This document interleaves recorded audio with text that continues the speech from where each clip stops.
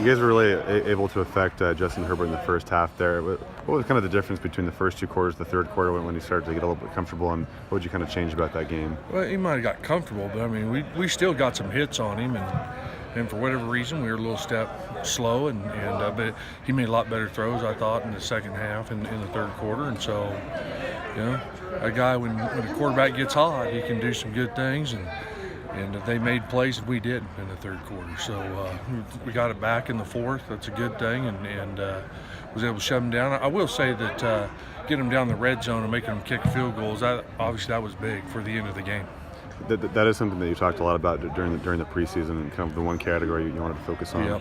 Where do you think, I guess, the change has been in the red zone, and why are you guys so good there this Well, season? we're doing better. We're still not where we need to be, but we have done better here the last 3 or 4 games, making people kick field goals. And so it's simple math. You tell everybody is 7 touchdowns is 49 points and 7 field goals is 21. You still got a chance, and so we need to get that better down there. But I do think we're improving in that area.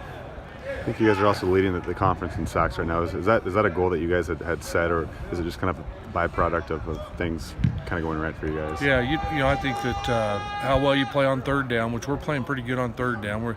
I'd like it to be below 30%, but we're close. We're like 31 or something like that. And then, negative yardage plays between sacks and tackles for loss. The leaders in those two categories each year are usually some of the better defenses in the country. And the tackles for loss, that just gets people behind the chains and makes it a lot easier to defend. And so those are two stats we spend a lot of time with. The takeaways were not where we want to be. And we had an opportunity at 3. I thought balls to intercept the other night and didn't make the play, and so we got to make sure we finish those plays. But the tackle for loss, like I say, it gets people behind the chains, and all of a sudden it gives you the advantage. Last year, Jihad slotted in for Peyton Pallur when Peyton went down. Now they're playing alongside one another. Just seeing how Jihad's really progressed, do you see him eventually potentially being the player that Peyton is in the middle? I think they're both very similar, and they keep working at it. They're very similar. And then Stanford, they've got that long contingent of long, tall receivers. They really excel in one-on-one situations. Have you been mixing in any different formations with the secondary ahead of this matchup? Well, 2 things. One is you can't double everybody, and we don't have 6'5" secondary people, so we got to work on a few other things.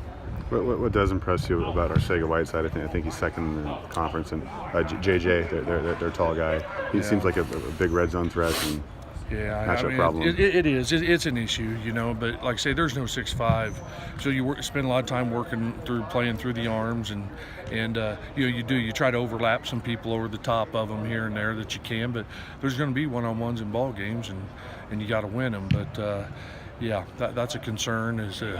They do a good job of and they've been like this a long time of almost treating it like a basketball rebound. They pin you on their back and then they throw that ball up and go get it. And so one thing is hopefully they don't get down around the red zone. Keep them out of that area and take that throw away from them, and hopefully we'll win more of those battles than they do.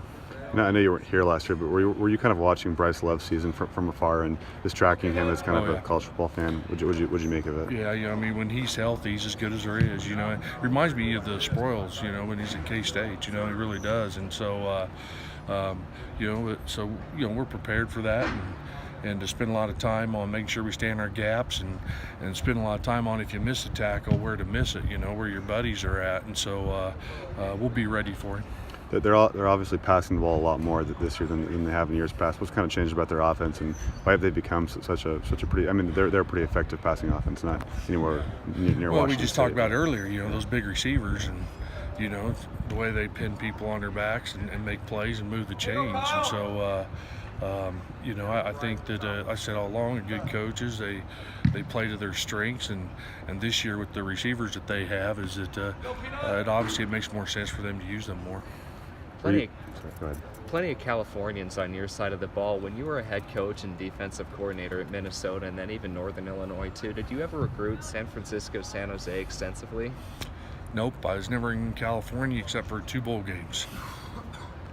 Were you pretty thankful to be up in the press box on Saturday with everything happening on the field, and you didn't have to be kind of in the middle of everything, and were you worried about getting trampled? Or Yeah, exactly. You know, that's the thing about it, though, the excitement, and that is that it's the first time I've been involved with game day on campus, and yeah, it was a lot of fun. how do you kind of balance using the momentum from Saturday at the same time, not riding too much of a high into this game? Well, I think the one thing that Coach Leach does good is each week is once you get done with Sunday, that game's gone, and you know, we came off a big loss from USC, and our kids prepared well and was ready to go, and so it's just the exact opposite of that. Even if you win, you got to let it go and move on. I guess the difference is when you lose, everybody tells you how bad you are, and so you get to practice, and all of a sudden you win a game, and everybody tells you how good you are. But it's about eliminating the noise each week. Have respect for your opponent. I told the kids on Sunday is that the teams that win here at the end of the year and get to play for conference championships are truly the ones that go through the process and respect it and prepare as well as they can and get ready for the next, and don't worry about the last, because it'll have no effect on this game. Good with Coach?